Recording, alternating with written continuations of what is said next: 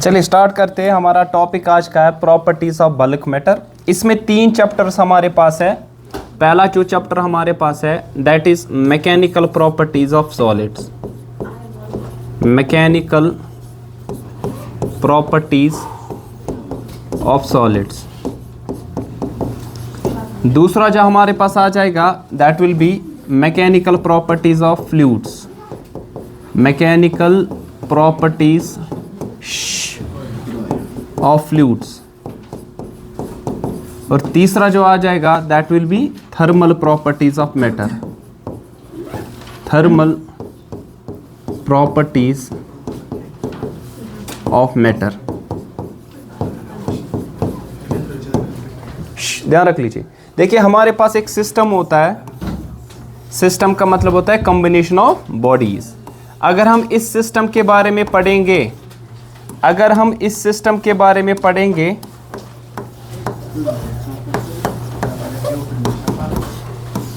क्या दे लीजिए, अगर हम इस सिस्टम के बारे में पढ़ेंगे at macroscopic level.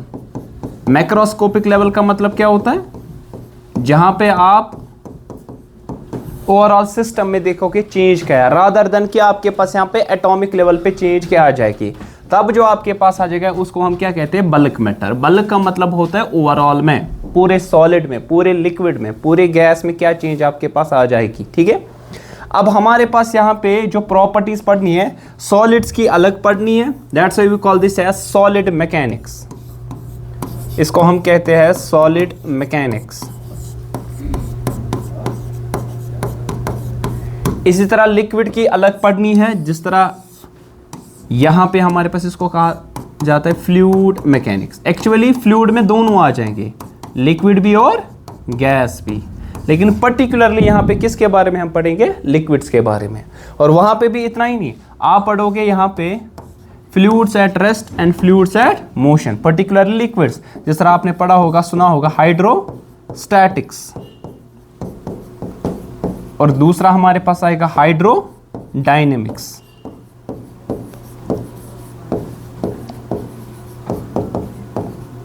Hydrostatics, hydrodynamics. Hydrostatics का मतलब है कि एट रेस्ट पे जब पढ़ोगे, और यहां पे डायनेमिक्स का मतलब जब कहां पे पढ़ोगे सर? मोशन में आप चेंज देखोगे। ठीक है। इस तरह फिर देखेंगे हम यहां पे कौन सी property sir? Thermal property. Therm means related to heat. जब हीट के रिलेटेड ये प्रॉपर्टीज देखेंगे, किन के बारे में सर? मैटर के बारे में। तब हमारे पास यहाँ पे क्या आ जाएगा sir? Thermal properties of matter. ठीक है। तो यहाँ पे कितने चैप्टर्स हमारे पास आ गए? 3। First that is solid mechanics, fluid mechanics, and third आपके पास है थर्मल प्रॉपर्टी जो आपके पास मैटर की आ जाएगी। ठीक है, बात आई समझ। और यहाँ पे हम बल्क में पढ़ेंगे rather than at microscopic level. हम नहीं चाहेंगे एटॉमिक लेवल पे कि इस पर्टिकुलर एटम में क्या प्रॉपर्टीज आ गई, इस पर्टिकुलर आपके पास मॉलिक्यूल में क्या चेंज आ गए। हम ओवरऑल इस सिस्टम में, ओवरऑल इस पूरे सबस्टेंस में देखेंगे चेंज कितनी आए। Let's take an example. मैं किसी बॉडी को कंप्रेस करूंगा, मैं नहीं बोलूंगा कि आपके पास जो इस सबस्टेंस में जो एटम्स है ना, इनके दरमियान डिस्टेंस कितनी कम हो गई। नहीं, मैं बोलूंगा एक्चुअली आपके पास ये ओवरऑल सबस्टेंस कितना कंप्रेस हुआ। अगर इसकी विड्थ लेट्स सपोज इतनी थी तो फिर कम कितनी हुई। मैं नहीं बता दूंगा कि आपके पास माइक्रोस्कोपिक लेवल पे, मैं ओवरऑल सबस्टेंस में बता दूंगा। तो इस चीज को हम कहते हैं बल्क आपके पास। दूसरा आपके पास होता है कि अगर आप देखोगे कहां पे सर? Eight microscopic level. ठीक है ना। जिस तरह आपने पढ़ा होगा एट केमिस्ट्री में, पढ़ा होगा आपने यहाँ पे एटॉमिक स्ट्रक्चर। ठीक है, वहां पे आप देखते हो माइक्रोस्कोपिक लेवल पे क्या चेंज आती है। या kinetic theory of gases, gas molecules में हमारे पास आपके पास चेंज क्या आ जाती है। ठीक है। तो पहले स्टार्ट हम करेंगे किन से? That is mechanical properties of solids, mechanical properties of solid.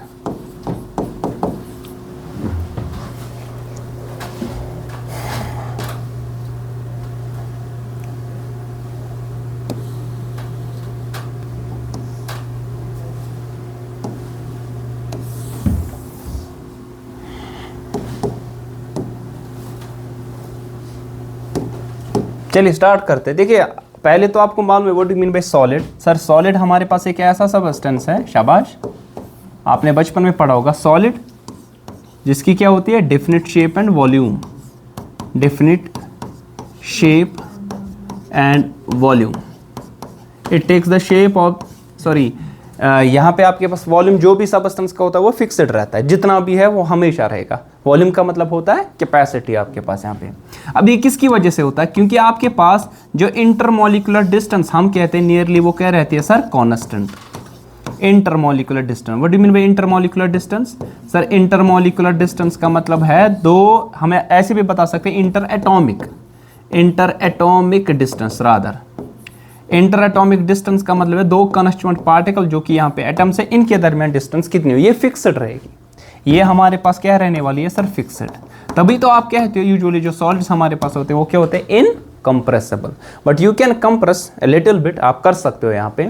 जिस तरह आपने देखा होगा बीम्स, सैगिंग उनकी होती है, सैगिंग यू नो ते मन के बैंड ऐसे करके, ठीक है ना, हॉगिंग एंड सैगिंग आपने ऐसा देखा होगा।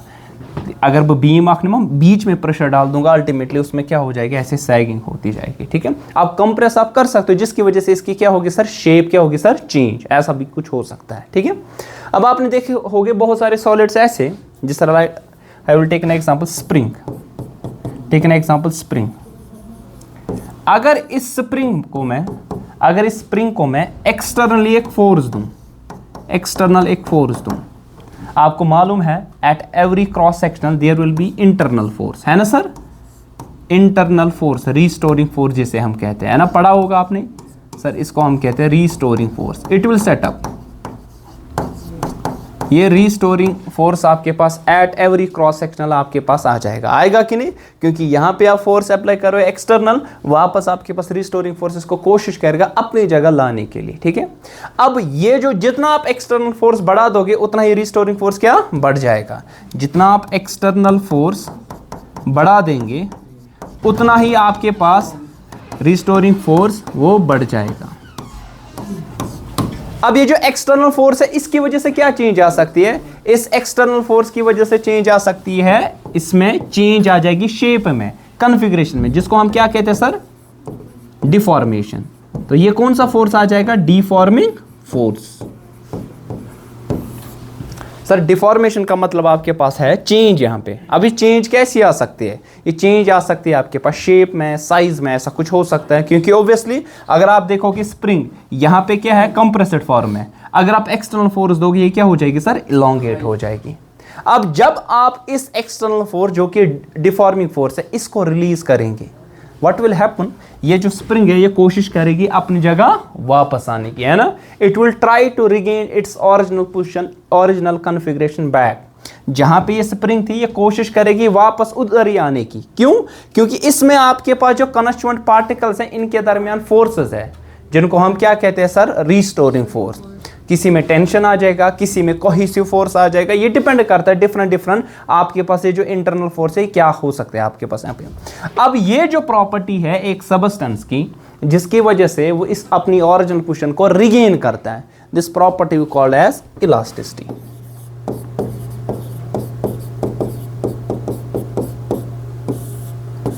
So what is elasticity? Sir, elasticity it is the property of a substance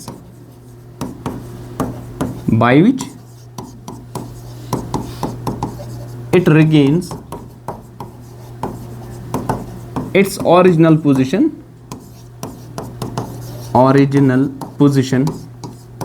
back। Position ही नहीं, आप बता सकते हैं कॉन्फ़िगरेशन। बाय रिलीजिंग, जब हम रिलीज किसको करेंगे सर, डिफॉर्मिंग फोर्स, जब आप डिफॉर्मिंग फोर्स को छोड़ देंगे, when you release the deforming force, आपके पास जो फोर्स आ जाएगा जो कि कोशिश करेगा इस बॉडी को, जिस तरह मैंने एग्जांपल दी स्प्रिंग, इस स्प्रिंग को अपनी कॉन्फ़िगरेशन में जहां पे ये थी वापस लाने की, इस फोर्स को हम क्या कहेंगे, डिफॉर्मिंग फोर्स। और जो ये प्रॉपर्टी है जिसकी वजह से आप एक्चुअली यहाँ पे इस बॉडी को अपनी जगह ला रहे हैं, इस प्रॉपर्टी को हम क्या कहते हैं सर, इलास्टिसिटी। जिस तरह एग्जाम्पल दिया हमारे पास यहाँ पे, यही स्प्रिंग, आपने क्या किया सर, फोर्स दिया यहाँ से F, और अल्टीमेटली स्प्रिंग क्या हो जाएगी सर, इलोंगेट हो जाएगी ना। अगर ओरिजिनली यहाँ पे था x इक्वल 0 पे, अब यहाँ x is equal let's suppose xm, it is a maximum elongation कितनी आपके पास यहाँ पे आ जाएगी। अब ये कब होगा, जब आपके पास एक्सटर्नल फोर्स डिफॉर्मिंग दिया, अब वापस एक फोर्स आ जाएगा जिसको हम क्या कहते हैं सर, रिस्टोरिंग फोर्स। ठीक है, कोशिश करेगा इधर इसी पोजीशन पे लाने की। ठीक है, लेकिन आपके पास कोई भी सबस्टेंस परफेक्ट इलास्टिक नहीं होता है, there some sort of deformation जिसको हम कहते हैं परमानेंट सेट। क्या कहते हैं sir, permanent set. So what is permanent set? It is the deformation. कितनी आती है एक बॉडी में चेंज, कुछ ना कुछ तो आ जाएगी, क्योंकि कहीं तो बॉडी है ना, कोई भी बॉडी आपके पास परफेक्ट इलास्टिक नहीं है, there is some sort of deformation, but कभी कभार ऐसा होगा आप फील ही नहीं कर पाओगे, आपको लगेगा ही नहीं, but there is some deformation जो कि हमें एक्सपीरियंस भी नहीं हो सकता। लेकिन जहाँ पे हमें एक्सपीरियंस, मैंने कहा ना बल्क मैटर हम प्रॉपर्टीज देखते हैं कि ओवरऑल पूरे सबस्टेंस में अगर आपको एक्सपीरियंस नहीं हो रही है कि ओवरऑल वैसे चेंज ही नहीं आ रही है, then you will say that कि आपके पास ये सबस्टेंस एक परफेक्ट इलास्टिक सबस्टेंस है। So elasticity it is related to your substance which is called elastic substance या elastic material. Give me some example sir. One of the example it is, आपने बचपन में पढ़ा है तो इन रबर, लेकिन सबसे बेस्ट इलास्टिक है it is the steel. Steel is best elastic material. क्यों? अगर वो वो तो सर रबर सबसे बेस्ट इलास्टिक है, मैंने बताया इलास्टिसिटी वो प्रॉपर्टी जिसकी वजह से ये रिगेन करता है। अगर मैं स्टील रॉड को लूं और रबर को लूं, इलोंगेट कोशिश करना बैठूं यहाँ पे इलोंगेट करने की, और अल्टीमेटली देखो कौन अपनी ओरिजिनल पोजीशन को रिगेन एग्जैक्टली कर रहा है, किसका है, स्टील। रबर तो पहले इलोंगेट होगा, स्टील गैस ने इलोंगेट मा गैस। Let's suppose take an example, ये स्टील, ये पेन, ये प्लास्टिक बन, अगर मैं इसको क्या दूं एक्सटर्नल फोर्स, क्या ये एक्सपेंड होगा, इसने गोडगा से नहीं।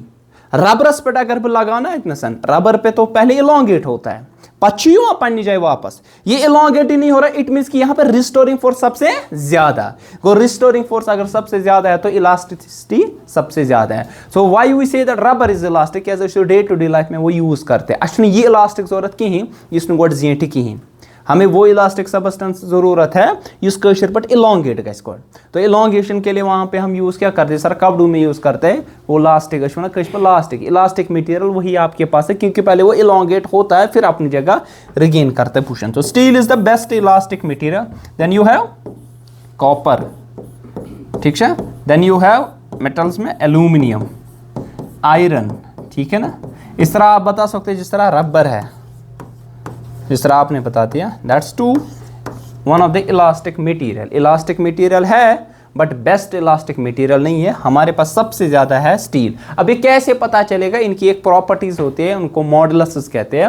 One of the modulus is called Young's modulus, ठीक है। वो यंग्स मॉडुलस हम देखेंगे, उससे आपको पता चलेगा सॉलिड्स पे कौन बेस्ट इलास्टिक मटेरियल है या नहीं आपके पास, ठीक है। तो पहला हमारे पास कंसेप्ट था, what do mean by elasticity, it is the property by virtue of which every substance try to regain its original position और configuration back. If it regains its original position configuration back completely, then it is perfectly elastic. अगर ऐसा नहीं होगा तो हम simply कहेंगे एक elastic material है। One such body which doesn't exactly regain its original position back, मतलब कि आपके पास एक लिमिट आ जाएगी, एक लिमिट होगी ना, उसके बाद आपके पास ये रिगेन नहीं करेगी। Let's take an example, rubber चो, इसको इलोंगेट करो, एक स्टेज के बाद फिर ये वापस नहीं आएगा, ये कट जाएगा, या कटने के बाद भी अगर आप देखोगे ना एक स्टेज आएगा बिफोर ब्रेकेज, एक स्टेज आ जाएगा, आप देखो इसमें छालियां पड़ेंगी, है ना, ये कंप्लीटली पानी जाएगी, तो कंप्लीटली ये नहीं आया, there is some permanent set. Permanent set का मतलब परमानेंट कुछ ना कुछ डिफॉर्मेशन आ गई आपके पास। अब वो जो लिमिट है उसको हम कहते हैं इलास्टिक लिमिट, इलास्टिक लिमिट। ये सारी चीजें अभी आगे जाके आपको और अंडरस्टैंड हो जाएगी। So elastic limit it is actually, आगे जाके देखेंगे यहां तक आपके पास वो मैक्सिमम डिफॉर्मेशन कितना आप दोगे यहां पे, ताकि अपनी ओरिजिनल पोजीशन को वापस बैक कर ले। तो ये कूता the external force of pattern, मगर ये रिलीज कर न पाती वापस भी पानी position pattern, then we say that कि आपके पास इसकी लिमिट आ जाएगी। उसके बाद थोड़ा सा आपने डिफॉर्मिंग फोर्स बढ़ा दिया, ये वापस, मगर कंप्लीटली ना एमसी के सॉर्ट ऑफ डिफॉर्मेशन काचा समझ सर। और वो जो रीजन है जहां पे बॉडी कंप्लीटली अब अपनी पोजीशन पे नहीं आएगी, दो वाली वापस ही, मगर कंप्लीटली नहीं कहीं, लिमिट के बाद, इलास्टिक लिमिट को छोड़ के जो आपके पास रीजन आ जाएगा उसको हम कहते हैं प्लास्टिक रीजन, प्लास्टिक रीजन। ठीक है, इसके प्लास्टिक ना वुचान गर प्लास्टिक क्यों नाम पड़ा इसको, ठीक है। The reason behind that is कि आपके पास ये प्लास्टिक ना पिघलावा, लेट्स टेक एन एग्जांपल, इसको हीट देते हैं, ये पन्नी जगह पे वापस नहीं, यह सॉलिड सख्त बना पा ये प्लास्टिक ना पिघलावान पे हार्ड गसान, हार्ड करने के बाद वापस अगर कोशिश कुछ भी करो ये आ जाएगा वापस अपनी कॉन्फ़िगरेशन में।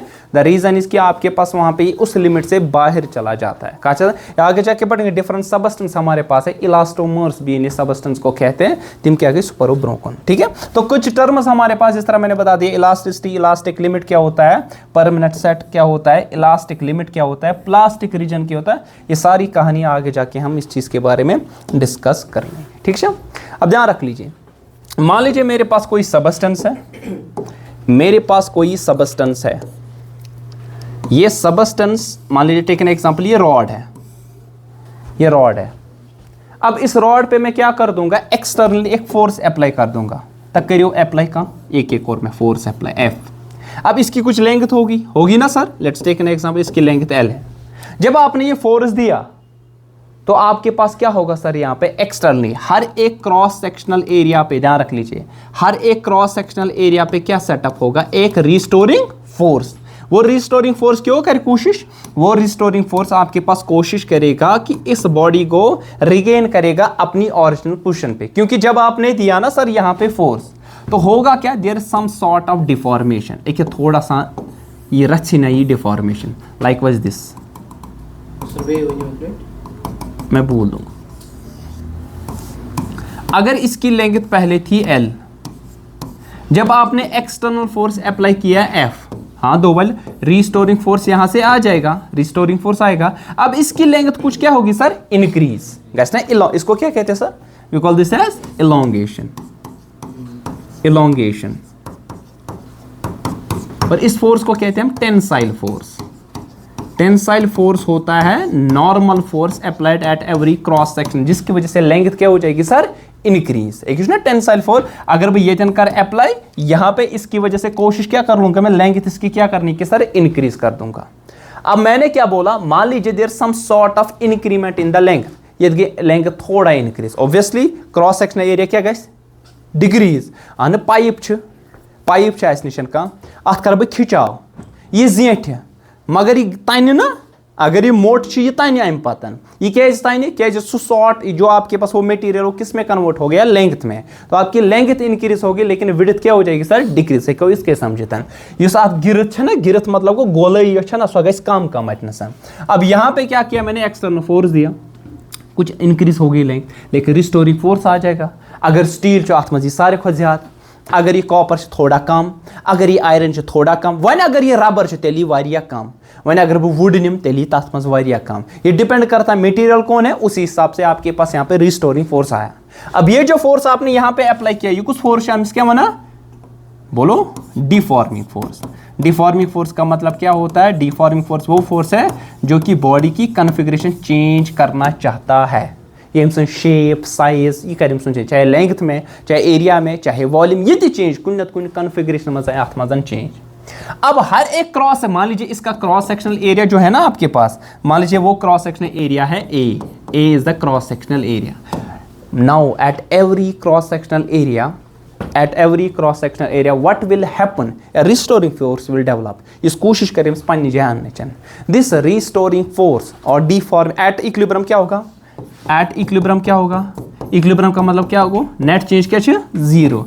ये जो रिस्टोरिंग फोर्स होगा, एक्सटर्नल डिफॉर्मिंग फोर्स जो होगा, और जो आपके पास रिस्टोरिंग फोर्स, दोनों क्या हो गया सर, सेम। दो वाली आपस में क्या हो गया सर, अपोजिट। दो वाली मासन अपोजिट, मगर ये मासन मैग्नीट्यूड्स में क्या सर, सेम। अगर आपके पास इक्विलिब्रियम का मतलब ये है जब आपने डिफॉर्मिंग फोर्स छोड़ा, अल्टीमेटली बॉडी अपनी कॉन्फ़िगरेशन पे वापस आ गई। जितना फोर्स आपने दिया था उतना ही आपके पास रिस्टोरिंग फोर्स आया और आपके पास कोई नेट चेंज नहीं आई। दिस फोर्स पर unit area we call this as stress. क्या कहते हैं इसको, so what is stress. So अगर हम कहें what do mean by stress, हम डिनोट करते हैं सिग्मा से। सो क्या होता है sir stress it is defined as restoring force developed per unit area. Stress it is the restoring force पर यूनिट एरिया। अब ये एरिया कौन सा है, शाबाश, ये कौन सा एरिया है, it is the cross sectional area. ये जो एरिया आपके पास यहां पे आ जाएगा it is the cross sectional area. अच्छा, एट इक्विलिब्रियम रिस्टोरिंग फोर्स और डिफॉर्मिंग फोर्स क्या हो गया सर, सेम। सो हम कहेंगे यहां पे डिफॉर्मिंग फोर्स पर यूनिट एरिया आ जाएगा, क्रॉस सेक्शनल एरिया। मान लीजिए आपने रिस्टोरिंग फोर्स यहां पे कितना दिया सर, F, और एरिया आपके पास कितना है सर, A। सो हम यहां पे डिफाइन करते हैं किसको सर, स्ट्रेस को, फोर्स पर यूनिट एरिया। किससे डिनोट किया जाता है स्ट्रेस, मैंने बोला सर सिग्मा से, यह आएगा फोर्स बटा area. It's similar to that of, बोलिए, pressure. It's similar to that of pressure. कैसे प्रेशर किसके डिफाइन करा, फोर्स पर यूनिट एरिया। तो स्ट्रेस भी हमारे पास क्या आएगा, फोर्स पर यूनिट एरिया। अब ये कौन सा एरिया है सर, यहाँ पे क्रॉस सेक्शनल एरिया। हर एक क्रॉस सेक्शन पे, ऐसा नहीं कि सिर्फ आपके पास यहाँ पे आ जाएगा, नहीं, हर एक क्रॉस सेक्शन है वहां पे सेटअप हो जाएगा आपके पास कौन सा फोर्स, डिफॉर्मिंग फोर्स यहाँ पे सेटअप हो जाएगा। ठीक है, बात आई समझ, क्लियर। अच्छा, इसका यूनिट बताओ, यूनिट क्या आ जाएगा, फोर्स का क्या है, न्यूटन, और एरिया का मीटर स्क्वायर, जिसको हम क्या कहते हैं सर, पास्कल। ठीक है। अच्छा, इसके डायमेंशंस क्या आ जाएंगे स्ट्रेस के, वही जो किसके आएंगे सर, प्रेशर के, प्रेशरस यास तलसा वन्यू क्या है, फोर्सेस क्या है, M1 L1 T-2, एरिया का क्या है L2, तो आगे कैंसिल, गो M1 L-1 T-2। ये पूछा जाता है, pressure which of the following have the same dimension, या इसके डायमेंशंस आपके पास क्या है, यूनिट के है। अच्छा, इसके हायर यूनिट्स भी है जिसको हम क्या कहेंगे सर, बोलो, मेगा पास्कल। मेगा पास्कल को तक 10⁶, गीगा पास्कल, गीगा कितना होता है, 10⁻, बोलो, गीगा कितना होता है, सो ऐसा कम है, 10⁹ पास्कल। ठीक है, ये खास तौर पे ये यूज होता है, ठीक है ना, गीगा पास्कल्स में। जिस तरह आप देखोगे यंग्स मॉडल्स, वहाँ पे भी वो इसी में आ जाएगा, आपके पास यूनिट ही होगा। तो simply what is stress, force पर unit area. It is the restoring force और the deforming force. Restoring force is set up at every cross section. This force per unit area which is in the body, due to which it regains its original position back, we call this as stress. ठीक है, stress is similar to that of pressure. That's why इसके unit और dimensions दोनों के असर same है। लेकिन ऐसा भी नहीं है, ध्यान रख लीजिए। अब यहाँ पे इसकी कॉन्फ़िगरेशन थी, ध्यान रख लीजिए, इसकी कॉन्फ़िगरेशन ऐसी थी, अब इसकी कॉन्फ़िगरेशन कुछ ऐसी बनी है ना। अब कॉन्फ़िगरेशन में कुछ ना कुछ क्या आ जाएगी सर, चेंज, अगर परमानेंट है। कॉन्फ़िगरेशन में कुछ ना कुछ आ जाएगी चेंज, अगर वो क्या है सर, परमानेंट।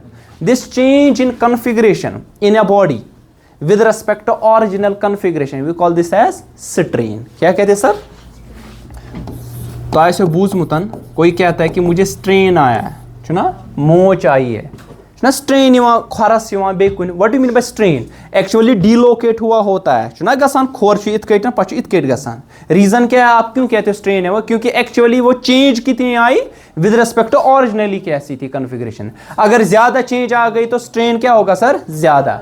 स्ट्रेन हसा ज्यादा है, स्ट्रेन कब आपके पास आ जाएगा, चेंज जितनी कॉन्फ़िगरेशन में ज्यादा आ जाएगी। हम इसको एप्सिलॉन से डिनोट करते हैं।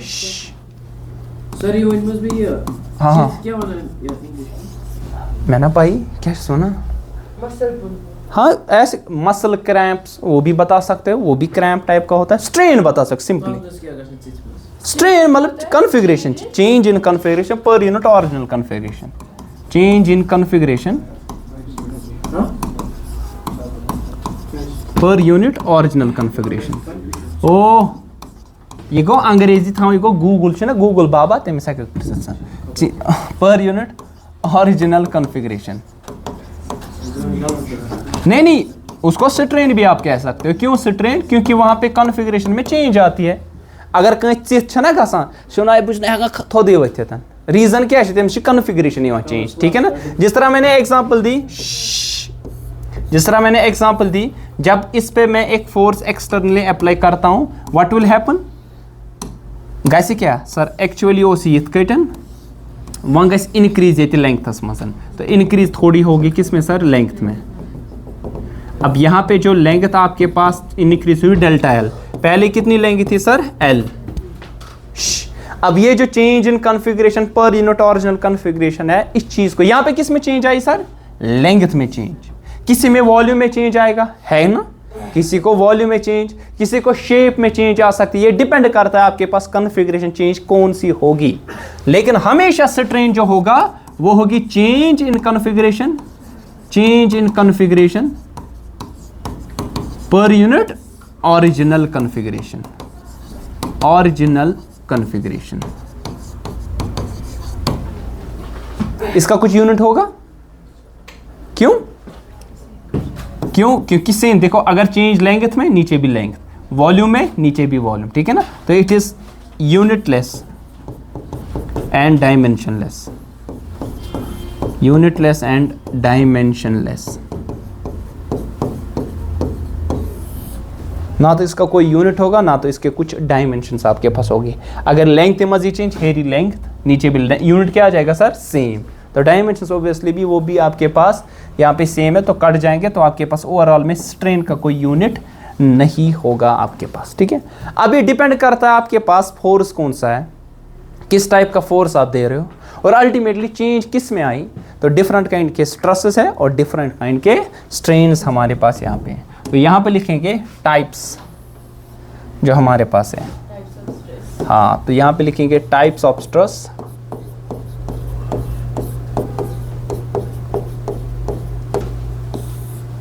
इस तरह टाइप ऑफ स्ट्रेन। इसके तो पे स्ट्रेस ये होती, हाँ पढ़ता ना हर किसी को, ये स्ट्रेस पे सुनने इंसान के ही थे, सुन है ना, स्ट्रेस हर किसी को पड़ता है। अब एक्सेस स्ट्रेस नहीं पड़ना चाहिए, फोन था तन नत कर बंद, फोन कर यूज क्या अम से गसान थोड़ा गलत फहमी बासान खबर क्या तुम करान अतनसन, तवे मूजूबन, ठीक।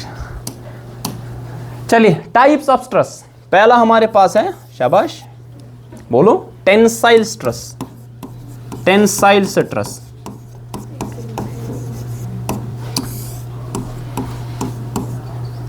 टेंसाइल स्ट्रेस, ठीक है ना, और इसी हिसाब से हमारे पास स्ट्रेन यहां पे आ जाएगा, दैट इज लॉन्ग, उसको नाम दिया जाता है longitudinal, longitudinal strain. So what do you mean bye tensile stress? Sir ये टेंसाइल स्ट्रेस ये भी हमेशा आपके पास किसके बराबर होगा, force per unit, normal force पर यूनिट एरिया। डेफिनेशन सेम है, फॉर्मूला सेम आएगी, फोर्स पर यूनिट एरिया, मगर होगा क्या, यहां पे आपके पास इंक्रीज इन लेंथ होगी, किसमें sir, increase in length, length आपके पास इंक्रीज होगी। जिस तरह अभी एग्जांपल थी, ये रॉड थी, इसकी लेंथ अगर थी कितनी एल, फिर अल्टीमेटली क्या हुआ होगा, जब आपने restoring force F, sorry external force F दिया, इसकी वजह से क्या होगा सर, आपके पास यहाँ पे लेंथ में क्या आ जाएगी सर, इंक्रीज। अब कोशिश करेगा हर एक जगह यहाँ पे डिफॉर्मिंग फोर्स, कोशिश करेगा यहाँ पे रिस्टोरिंग फोर्स वापस लाने की। अब ये जो फोर्स दिया आपने, ये परपेंडिकुलर फोर्स है to every cross sectional area, जिसकी वजह से लेंथ इंक्रीज होगी, ये कोशिश करेगा इसकी लेंथ को इंक्रीज करने की, तब आपके पास जो स्ट्रेस आ जाएगा, उस स्ट्रेस को क्या कहते हैं सर हम, टेंसाइल स्ट्रेस। और स्ट्रेन किसके बराबर आ जाएगा, चेंज इन कॉन्फ़िगरेशन, यहाँ चेंज किस में आई, length per unit original configuration जो कि एल है, तो delta L by L, change in length. Suppose गोनेच लेंगे 10 mm, पद गई इंक्रीज गया 0.5 mm, तो यहाँ पे क्या लिखोगे आप, 0.5 डिवाइडेड बाई 10, तो ऊपर भी मीटर mm में, सपोज नीचे भी mm, यूनिट कैंसल ही होगा, तो आपके पास ये डायमेंशनलेस आ जाएगी। दूसरा जो हमारे पास आ जाएगा वो आ जाएगा compressive, compressive stress. So what do you mean bye compressive stress? Sir compressive stress वो है जहां पे आपके पास क्या होगा, फोर्स अप्लाई करोगे और यहाँ पे लेंथ क्या हो जाएगी सर, डिक्रीज। सो यहाँ पे लेंथ आपके पास क्या हो जाएगी सर, डिक्रीज होती जाए। सो कितने करो, उल्टे पॉइंट करो ना, कोशिश करेंगे कंप्रेस करने, जिस तरह स्प्रिंग है, स्प्रिंग की लेंथ क्या हो जाएगी सर, डिक्रीज हो जाएगी। तो ये भी आपके पास क्या होगा सर, ये भी हमेशा बराबर होगा परपेंडिकुलर फोर्स पर unit area. But the reason is यहां पे आपके पास अगर पहले लेंथ थी L, अगर पहले लेंथ थी L तो आपके पास यहां ऑब्वियसली क्या हुई होगी, लेंथ डिक्रीज हुई होगी बाय सम अमाउंट। सो यहां एक्चुअली लेंथ यहां पे थी L, अब यहां पे क्या थी सर, L डैश। अब ये L डैश कितना होगा, ये जो L डैश होगा ये होगा L plus L minus delta L, L minus delta L आपके पास यहाँ पे डिक्रीज हुआ, इतना अमाउंट आपके पास यहाँ डिक्रीज हुआ। जो भी जब आपने कौन सा फोर्स अप्लाई किया था सर, कंप्रेसिव फोर्स। ये भी नॉर्मल फोर्स है, नॉर्मल मतलब perpendicular to the length, length के परपेंडिकुलर होगा यहाँ पे, ठीक है,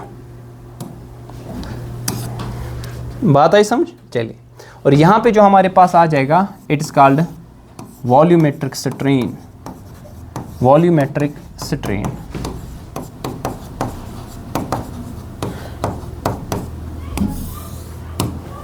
वॉल्यूमेट्रिक स्ट्रेन का मतलब क्या है, there is decrease in the, increase और decrease in the volume. Usually हम क्या देखते हैं sir, there is decrease in the volume. अगर आप नॉर्मल फोर्स अप्लाई करोगे किसी बॉडी पे हर एक पॉसिबल डायरेक्शन में, such that there is change in volume rather than change in the shape, shape में कोई चेंज नहीं आ जाएगी, लेकिन चेंज किस में आ जाएगी सर, चेंज आ जाएगी वॉल्यूम में। Which got off volume V, अब कितना हुआ सर, ये चेंज आया वॉल्यूम में, लेट्स सपोज डेल्टा V, अब V डैश, अब कितना आ जाएगा आपके पास यहाँ पे V डैश, ये आएगा V माइनस डेल्टा V आपके पास। तो यहाँ पे क्या आ जाएगा, चेंज इन, शाबाश बोलो, change in volume without change in shape, without change in shape. Without change in shape का मतलब है विदाउट चेंज इन आपके पास यहाँ पे जो कॉन्फ़िगरेशन, यहाँ पे कौन सी वाली कॉन्फ़िगरेशन, शेप में कोई चेंज नहीं आएगा, लेकिन वॉल्यूम में तो चेंज। तो ये किसके बराबर आ जाएगा, टेल मी, ये जो स्ट्रेन ये आएगा change in volume per unit original volume. अगर यहाँ पे आप देखोगे, यहाँ पे वॉल्यूम क्या हो रहा है सर, डिक्रीज, तो यहाँ पे मैं माइनस लिखूंगा। माइनस के माने क्या है सर, नेगेटिव के माने यहाँ वॉल्यूम क्या हो रहा है सर, डिक्रीज। समझी जो ये हर कुन डायरेक्शन मज कर फोर्स अप्लाई अत पे, there will be decrease in volume, यह फगडुम वन तो चपर दिम फोर्स इक्वली, यह क्या बन लकुट, वॉल्यूम क्या गसे चेंज, ये गस कंप्रेस, लेकिन शेप क्या रहेगी सर, सेम ही रहने वाली है, ठीक है। तो इसको क्या कहेंगे, वॉल्यूमेट्रिक स्ट्रेन। नेक्स्ट हमारे पास इसी तरह जो स्ट्रेस में आ जाएगा, that will be third one, that will be shear stress. इसका दूसरा नाम है टेंजेंशियल स्ट्रेस, टेंजेंशियल स्ट्रेस। इसमें क्या आपके पास होता है, there is no change in shape, no change, sorry change in volume, volume में कोई चेंज नहीं आता है, कोई भी चेंज वॉल्यूम में नहीं आएगा, but there will be change in shape, there will be change in shape. अब ये किसके बारे, कैसे हम डिफाइन इसको करेंगे सर, शेयर स्ट्रेस का मतलब, वो शेयर का मतलब तब आ जाता है जब दो चीजें आपस में कांटेक्ट में होगी, ये चीज इन ना कांटेक्टस में। टेंजेंशियल तब कहा जाता है क्योंकि यहाँ पे जो आप फोर्स अप्लाई करो that is tangential to the surface. मान लीजिए आपके पास कोई सरफेस ऐसी थी, ये आपके पास कोई सरफेस है, आपने इस सरफेस पे कौन सा फोर्स अप्लाई किया सर, टेंजेंशियल। टेंजेंट आपने पढ़ा ना बचपन में, जो कि किसी भी कर्व को एक पॉइंट पे क्या करेगा सर, टच करेगा। वन थे तो नजर अस कह बॉडी, किसी बॉडी को आप फोर्स अप्लाई कर रहे हो, लेकिन ये फोर्स आप अप्लाई कहाँ पे करो, टेंजेंशियली, ठीक है। इत कर डायरेक्ट आप क्रॉस सेक्शनल पे करना अप्लाई किया, मैं इस टेंजेंट पे कर रहा हूं, इसकी वजह से क्या होगा सर, इसकी वजह से इसकी शेप चेंज होगी, लेकिन वॉल्यूम इसका क्या रहने वाला सर, कांस्टेंट रहने वाला है। तो क्या होगा, तो वन सर एक्चुअली हसा उस बॉडी की कटन, लेकिन अब इसमें क्या आ जाएगी सर, डिफॉर्मेशन ऐसी आएगी, इसमें किस में चेंज आ जाएगी सर, शेप में। गैस नहीं कटन ये पाई ब्रोह पान। सो विद सम इंक्लिनेशन, मान लीजिए वो आपके पास जो इंक्लिनेशन है वो है थीटा, तो मान लीजिए आपके पास चेंज यहाँ पे जो डिस्प्लेस हुआ ना, ये फेस, तो दो फेसेस के दरमियान जो डिस्टेंस थी मान लीजिए L, और यहाँ पे जो डिस्प्लेसमेंट है मान लीजिए वो है डेल्टा एक्स। कोई को डिस्प्लेस थोड़ा इतके कॉपी आशा तो वो मोट कॉपी ना आसान या मोट रेफरेंस आसान, ताकि हेयर कन तुम क्या फोर्स आख टेंजेंशियल, तो आप देखो कि वो आगे बढ़ेगी, लेकिन आपके पास वॉल्यूम क्या रहने वाला सर, कांस्टेंट। सो गैस थोड़ा हज पहन, सो गैस अकी तरफ, या लाइब्रेरी में आपने देखा होगा शेल्फ तथ मज कॉपी थी किताब 10-15 पे दिमो अकिस फोर्स अक तरफ हु पकी ब्रोह पान, ये शेप क्या हो जाएगी सर, चेंज। ये यहाँ क्यूबाइडल से लेकर कहाँ की तरह बनेगा आपके पास, जो परलोपिपेड है, ठीक है, शेप आपके पास चेंज आ जाएगी, लेकिन वॉल्यूम आपके पास यहाँ कांस्टेंट रहने वाला है। ये फोर्स का थी सॉरी ये स्ट्रेस भी किसके बराबर आएगा, ये भी आपके पास आ जाएगा, ये वाला स्ट्रेस जो आपके पास आ जाएगा, ये भी फोर्स है, लेकिन ये कौन सा फोर्स है, टेंजेंशियल फोर्स पर यूनिट एरिया। अब यहां किस में change I, change in configuration. ये चेंज इन कॉन्फ़िगरेशन क्या आपके पास आई, शेप। अब इसको कैसे कैलकुलेट किया जाता है, how we can calculate this, तो इसका क्या नाम पड़ेगा, शेयर स्ट्रेन, शेयर स्ट्रेन, ठीक है। अब ये शेयर स्ट्रेन जो हमारे पास है, शेयर स्ट्रेन जो एप्सिलॉन, ये किसके बराबर आएगा, इट इज द डिस्प्लेसमेंट, कितना हुआ, that is delta x, and the perpendicular distance between two faces. ये जो दो, एक है स्टैटिक फेस, दूसरा आपके पास जो डिस्प्लेस हुआ, तो ये अगर वो ना इस एमिस बॉटम ना रोजान इतनसन, बॉटम रहता है फिक्स्ड अपनी जगह, लेकिन हेर कन ब्रोह पान पकान छा पकान कि इत फ्लूड ना, फ्लूड भी ऐसे ही चलता है। फ्लूड में क्या होता है, जो बॉटम वाली लेयर है ना वो नियरली रेस्ट पे होती है, लेकिन जो टॉप लेयर है ना उसकी सबसे ज्यादा स्पीड है, जितना नीचे नीचे जाओगे ना वो जो स्पीड है वो डिक्रीज होती जाएगी आपके पास। फ्लूड अमची लेयर इतके पकान किए ऐसे नहीं, देखो कैसे चलती है, ऊपर वाली लेयर सबसे ज़्यादा स्पीड, नीचे वाली थोड़ी कम, उससे नीचे वाली थोड़ी कम, उससे नीचे वाली थोड़ी कम, उससे नीचे वाली थोड़ी कम। अल्टीमेटली अगर तो इशू फ्लूइड आपके पास हर एक लेयर की सेम स्पीड नहीं होती है, आने वाले वक्त में वो पढ़ेंगे। डेल्टा एक्स और इन दो फेसेस के दरमियान डिस्टेंस कितनी है, दैट इज एल। अगर तो उसी कछ बराबर what is this thing, perpendicular by base, so क्या गो tan थीटा, तो ये tan ऑफ थीटा आ जाएगा।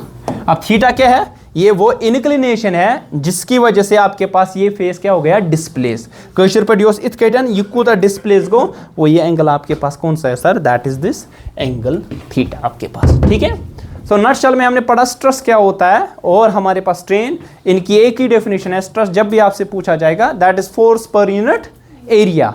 फोर्स कौन सा आपके पास है, रिस्टोरिंग फोर्स, जिसको हम क्या कहते हैं सर, यहाँ पे आपके पास सॉरी दूसरा आपके पास फोर्स कौन सा आ जाएगा, डिफॉर्मिंग फोर्स। रिस्टोरिंग फोर्स और डिफॉर्मिंग फोर्स आपके पास इक्वल हो गए जब आपके पास यहाँ पे इक्विलिब्रियम पे बॉडी होगी। इक्विलिब्रियम का मतलब है नो नेट चेंज, आपके पास कोई भी चेंज नहीं आने वाली है। और स्ट्रेन किसके बराबर होता है आपके पास, change in configuration per unit original configuration. अब ये जो कॉन्फ़िगरेशन चेंज आ जाएगी ये डिफरेंट हो सकती है। इसी तरह फोर्स कौन सा है, डिपेंड करता है कि बॉडी में क्या चेंज आ रही है, उस हिसाब से भी स्ट्रेसेस डिफरेंट है। जिस तरह आपके पास है tensile stress, length increase, compressive stress, length decrease, shear stress या tangential stress, no change in volume but there is change in the shape. और ये फोर्स आप अप्लाई क्या करोगे सर, टेंजेंशियल। इसी तरह स्ट्रेन हमारे पास longitudinal, change in length by original length, volumetric, यहाँ पे आपके पास क्या होगा, change in volume per unit original volume. और शेयर स्ट्रेन में तो ऑब्वियसली यही होगा कि जब आपके पास शेप चेंज होती है, कॉन्फ़िगरेशन चेंज यहाँ पे शेप में, तो आप यहाँ पे लिख सकते हैं इसकी डेफिनेशन, चेंज इन शेप पर यूनिट ओरिजिनल शेप। तो चेंज शेप में आ गई। अब कैसे मेजर करना है, शेप को मेजर करने के लिए कुछ तरीका होना चाहिए, तो हमने देखा it is the displacement of the top face, कितना हुआ, and distance between the upper face and the bottom face, दो फेसेस के दरमियान जो आपके पास डिस्टेंस है वो कितनी है, और वो हमने लिखी वो L। और फिर हमने देखा कि अगर ये इंक्लिनेशन थीटा है तो ये लिख सकते हैं tan थीटा के बराबर भी लिख सकते हैं, ठीक है। बात आई समझ, क्लियर। चलिए आगे बढ़े। आगे हमारे पास है इसके बाद दैट्स हुक्स लॉ। ये लास्ट टॉपिक पढ़ते हैं, छोटा सा टॉपिक है, बड़ा नहीं है, अलग हम 5 मिनट टोटल, ठीक है हजरत। हाँ थोक ऐसी 5 मिनट छुट्टी ऐसी ना से कह दो उसकी मन दो। चलिए हुक्स लॉ हमारे पास क्या कहता है, देखिए कहीं ना कहीं ध्यान रख लीजिए, where there is stress there is strain. अगर किसी में स्ट्रेन आता ना ऑब्वियसली स्ट्रेस आया होगा, है कि नहीं, ऐसे कौन एक्सक्लूडियम करती, जहां पे आप स्ट्रेस अप्लाई करोगे वहां पे स्ट्रेन आ जाएगा। योतान्यत ने फोर्स लाइक एसनिशन इस क्रॉस सेक्शनल एरिया पे, तब तक स्ट्रेस नहीं आएगा, और जब तक स्ट्रेस नहीं आएगा स्ट्रेन नहीं आ जाएगा आपके पास। So they are inter related to each other. आपको बात आई मेरे समझ? अब हुक्स ने क्या बोला? बोला कि ये अगर आपके पास स्ट्रेस स्मॉल होगा, स्ट्रेस स्मॉल का मतलब आपके पास है फोर्स जो होगा ना, डिफॉर्मिंग फोर्स जो अप्लाई करोगे वो विद इन इलास्टिक लिमिट करोगे। विद इन इलास्टिक लिमिट का मतलब क्या है कि ये जो लिमिट वहां तक, उस हद तक, उस बाउंड्री तक जहां तक अगर आपने डिफॉर्मिंग फोर्स को रिलीज किया तो त्रोवन यल पति एग्जैक्टली वापस पन्नी पोजीशन पर बॉडी जहां पे वो एक्चुअली थी। तो इस लिमिट को क्या कहा जाता है sir? We call this as elastic limit. ठीक है, इसने बोला कि अगर इलास्टिक लिमिट्स हो, अंडर इलास्टिक लिमिट्स, अगर हमारे पास इलास्टिक लिमिट्स हो तो स्ट्रेस जो हमारे पास है it is directly proportional to corresponding strain. Corresponding का मतलब ये है डिपेंड करता है। अगर आपके पास टेंसाइल स्ट्रेस है तो स्ट्रेन कौन सा लगेगा? Longitudinal strain. अगर आपके पास यहां पे शियर स्ट्रेस है तो कौन सा स्ट्रेन आ जाएगा? अगर शियर स्ट्रेस आ, स्ट्रेन को सी शियर स्ट्रेन, क्योंकि डिपेंड, मैंने लिखा ना कॉरस्पॉन्डिंग। कॉरस्पॉन्डिंग का मतलब जिस हिसाब से स्ट्रेस आएगा उस हिसाब से स्ट्रेन आ जाएगा। तो stress is directly proportional to strain. So यहां पे हम लिख सकते हैं, ये नहीं कि देखिए, ये नहीं कि जितना स्ट्रेस है उतना स्ट्रेन। डायरेक्टली प्रोपोर्शनल का मतलब है अगर एक में कोई चेंज आती है, सिमिलर चेंज दूसरे में आती है। ऐसा नहीं है कि आपके पास लेट क्यों हुआ?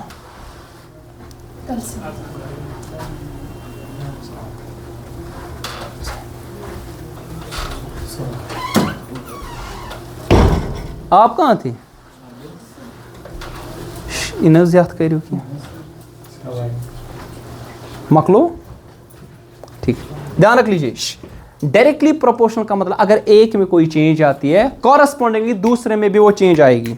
मतलब लेट्स टेक एन एग्जांपल, अगर स्ट्रेस जो बढ़ा 2 टाइम्स, इट डजंट मीन कि आपके पास यहाँ पे स्ट्रेन भी 2 टाइम्स बढ़ेगा। ये बढ़ सकता है 1 टाइम्स, 0.5 टाइम्स। इशू आना डायरेक्टली प्रोपोर्शनल। प्रोपोर्शनलिटी साइन मतलब होता है इंक्रीज अगर एक में होगा, अपर मूश या पर था नजर बुझना, या पर अगर एक में इंक्रीज होगा दूसरे में भी इंक्रीज, अगर एक में डिक्रीज होगा दूसरे में भी डिक्रीज। सिमिलर चेंज दूसरे में आपके पास आए, दूसरा होता है इनवर्सली प्रोपोर्शनल। अगर एक में कोई चेंज आ गई तो अपोजिट चेंज दूसरे में आ जाएगी। लेट्स टेक एन एग्जांपल, तुष्मना force is directly proportional to product of their masses, inversely proportional to the square of the distance. जितना डिस्टेंस बढ़ेगा उल्टा होगा फोर्स में, फोर्स घट जाएगा लेकिन इक्वल अमाउंट में नहीं। ठीक है ना? तो यहां पे स्ट्रेस किससे डिनोट किया जाता है? Sigma. It will be directly proportional to strain. किससे किया जाता है सर? एप्सिलॉन। तो यहां पे इक्वल करने के लिए यहां पे एक कांस्टेंट ऑफ प्रोपोर्शनलिटी आ जाएगा। इस कांस्टेंट ऑफ प्रोपोर्शनलिटी को हम क्या कहते हैं sir? We denote it by E, and this constant of proportionality we call this as modulus of elasticity. Modulus of elasticity. So what is modulus of elasticity? You will say that it is the ratio of stress to that of corresponding strain. Stress upon strain. ठीक है? Yes, sir. लेकिन ये जो आपके पास है ये किसी हद तक है, मैंने बता दिया। वो जो लिमिट आपके पास है उस लिमिट को क्या कहा जाता है? वो जो लिमिट हमारे पास है उसको कौन सी लिमिट कहा जाता है सर? Elastic limit. तो यहां पे अगर हम देखेंगे स्ट्रेस और यहां से क्या देखेंगे सर? स्ट्रेन। स्ट्रेस बढ़ा दोगे स्ट्रेन बढ़ जाएगा, स्ट्रेन बढ़ा दोगे स्ट्रेस बढ़ जाएगा। लेकिन किसी हद तक, ये जो हद हमारे पास है इस हद को हम कहते हैं लिमिट, और ये लिमिट कौन सी है? Elastic limit. लेकिन उसके बाद अगर आप क्या कहोगे, मैं स्ट्रेस को बढ़ा दूंगा, स्ट्रेन क्या लीनियरली होगा इंक्रीज? नहीं सर, यह एक निगसित इस लिमिट के बाद लीनियरली नहीं होता है। का अच्छा समझ रहा? ठीक है, तो ये आपके पास क्या है सर? यहाँ पे ये जो लिमिट है ना आपके पास, ये वाली, ये है प्रोपोर्शनलिटी लिमिट। ये वाली प्रोपोर्शनलिटी लिमिट, जहाँ तक प्रोपोर्शनल में ये चलते हैं, प्रोपोर्शनलिटी लिमिट, वही स्ट्रेट लाइन ग्राफ होता है। ठीक है, ये लीनियर आपके पास आ जाएगा। ठीक, आई बात समझ? क्लियर? फिर ये डिपेंड करता है स्ट्रेस कैसा है और स्ट्रेन कैसा है, उसी हिसाब से हमारे पास मॉडुलस ऑफ इलास्टिसिटी डिफरेंट है। एक हमारे पास है यंग्स मॉडुलस, डिनोट करते हैं वाई से। एक हमारे पास है बल्क मॉडुलस, डिनोट करते हैं बी से। एक हमारे पास है मॉडुलस ऑफ रिजिडिटी, जिसको डिनोट किससे किया जाता है सर, जी से। ठीक है, मेन जो सवाल आते हैं वो इन्हीं पे आते हैं, मॉडुलस पे, चाहे यंग्स मॉडुलस, बल्क मॉडुलस या मॉडुलस ऑफ रिजिड, ये मन पढ़ते हैं नहीं तो ऑब्जेक्टिव, मगर मेन सवाल इन्हीं पे, क्योंकि कैलकुलेटिव पार्ट ये बहुत इजी चैप्टर है, कल लगभग ये खत्म हो जाएगा। ठीक है।